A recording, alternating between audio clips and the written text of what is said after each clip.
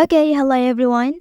Here I want to provide a tutorial on how to fix Wi-Fi not connecting on Samsung C55 5G device. Well, Wi-Fi connectivity is essential for staying connected with others through messaging apps, email, video calls, and social media. So, fixing Wi-Fi connections is to ensure that you can communicate effectively and stay in touch with friends, family, colleagues, and peers. Well, so let's go to the tutorial. To begin, access the settings menu on your device. Next, select the connections menu and choose the Wi-Fi option. Okay, and here click on the three dots located at the top right corner. So select advanced settings.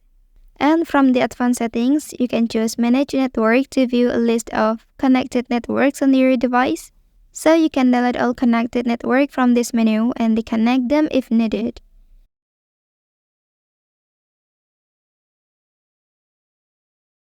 And after managing the network, you can switch off your device as part of the troubleshooting process.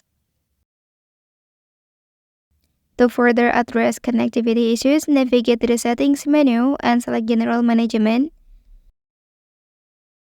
So please scroll down and choose the Reset option. And within the Reset option, select Reset Wi-Fi and Bluetooth settings.